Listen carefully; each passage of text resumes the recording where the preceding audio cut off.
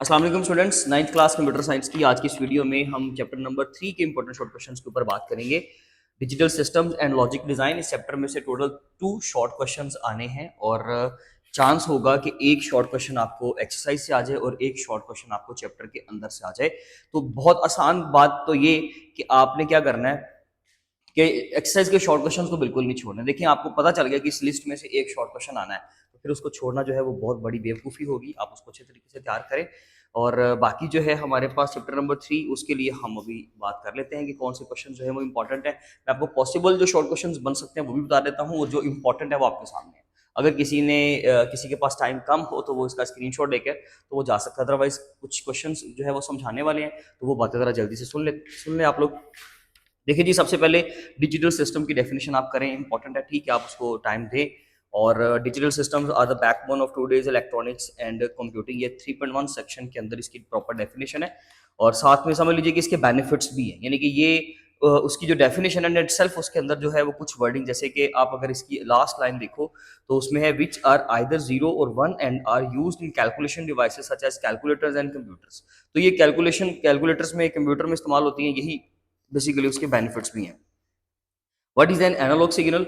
उसमें ये होता होगा कि एक्चुअली अलग से क्वेश्चन नहीं आने वाला एनालॉग पे या डिजिटल पे, ये इसी तरह से आएगा कंबाइन, कि differentiate between analogue and digital signals. तो आप लोगों को डेफिनेशन के पॉइंट तैयार होने चाहिए, आपको एक एक एग्जांपल देनी आनी चाहिए और साथ में उसमें कौन कौन सी वैल्यूज हैं, यानी कि जो टेबल है आप ये तैयार कर लें, ज्यादा अच्छी बात है। अदरवाइज आप साथ में और भी अच्छा इंप्रेशन डालना चाहते हैं तो फिर आप साथ में वेव बना दें, यानी कि कंटिन्यूअस के लिए प्रॉपर एक जो है वो वेव बना दें और दूसरा जो डिस्क्रीट के लिए है उसके प्रॉपर जो है वोल्टेज जिस तरह से हम रिप्रेजेंट करते हैं, हम लोगों ने अपने लेक्चर सीरीज में किया भी हुआ है। आप डिस्क्रीट स्ट्रक्चर यानी कि इस तरह से एक ग्राफ पे कुछ इस तरह से सिग्नल बना दे, ठीक है जी। तो ये बेसिकली क्या होता है, ये समझ लीजिए इस तरह से है।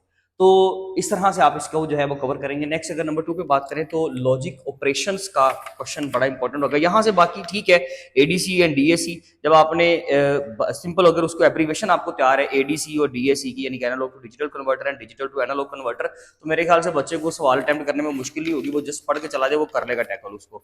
इसके अलावा जो इंपॉर्टेंट है, अदरवाइज आपको इस पेज 51 पे भी 2 3 4 क्वेश्चन और भी मिल जाएंगे। इसलिए जिस चैप्टर का हमेशा ये चीज दिखा करें कि मैंने स्ट्रक्चर के अंदर एक्चुअली जो है पेयरिंग स्कीम है उसके अंदर शॉर्ट क्वेश्चंस कितने हैं।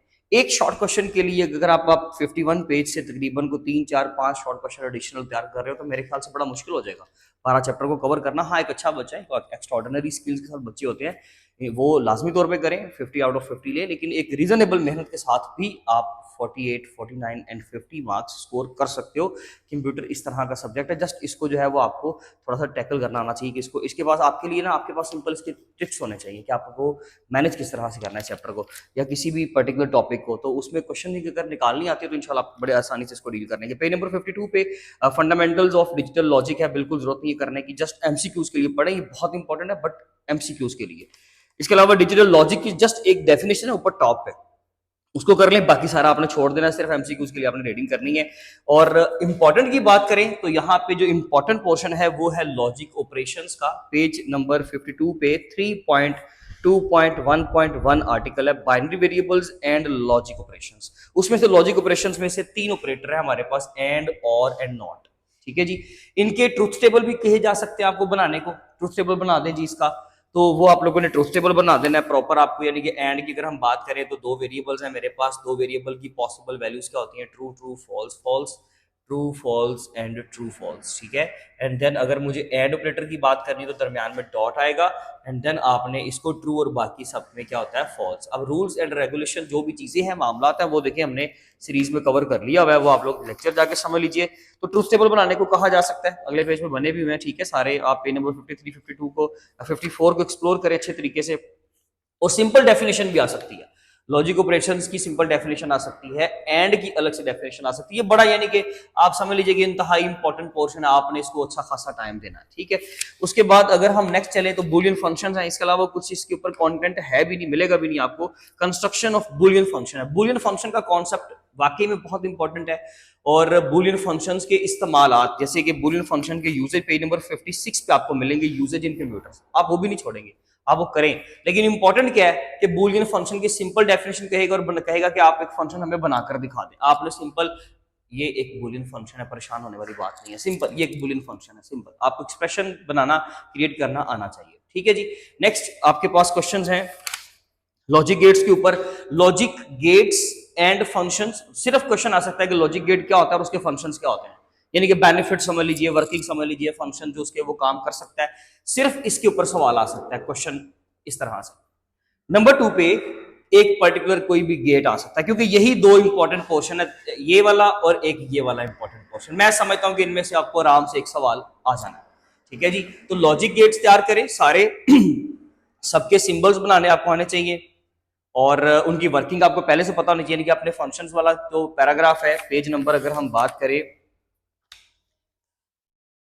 57, तो logic gates and their functions आपने यहीं से जो है वो पैराग्राफ कर लिया हुआ है, तो आपके वो साथ में कवर हो गया। हाँ, साथ में ये है कि नेक्स्ट पेज पे 58 पे जैसे देखें, एक पर्टिकुलर कोई भी गेट की बात करते हैं, और गेट की, इंप्लीमेंट्स द और function, it outputs true when at least one input is true.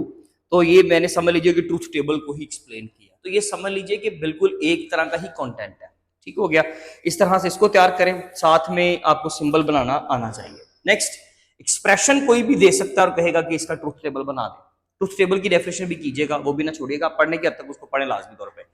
आपको कोई एक्सप्रेशन देगा और कहेगा कि इसका ट्रूथ टेबल बना दे, और वो आपने पेज नंबर, जैसे हमने 56 का ही ऊपर एक कंटेंट है, एग्जांपल नंबर 2 में एक फंक्शन है f और उसके अंदर 3 इनपुट्स हैं a, b, c, तो उसमें एक एक्सप्रेशन है a dot b plus a complement dot c, यानी कि negation of a plus c, तो ये डॉट c, तो ये उसका कह रहा है कि जी नीचे आप क्या करें, ट्रूथ टेबल बनाए, तो वो ट्रूथ टेबल नीचे डिजाइन किया गया है। तो यहाँ से ये वाली एग्जांपल करें, एक्सरसाइज से एग्जांपल करें, अगर आपके पास कोई बुक है, उसमें की बुक में कुछ एडिशनल सवाल दिए हुए हैं, तो 2-3 के कर ले, आप प्रैक्टिस कर लें। अब यहाँ से एक्सप्रेशन आएगा और बच्चा कहेगा कि जी ये तो आउट ऑफ द बुक है, सिलेबस से बाहर से आ गई कोई चीज, ऐसा नहीं होता। मैं अगर यहाँ पे लेट से ये कर देता हूँ तो आप बोलेंगे कि ये बाहर से आ गया तो ये गलत बात है, ऐसा नहीं होता। आपने एक चीज पढ़ी है, कॉन्सेप्ट पढ़ा है, उसमें जस्ट थोड़ी सी चेंजिंग आ गई, तो उसमें कोई फर्क जो है ना, कोई फर्क नहीं पड़ता इस चीज से।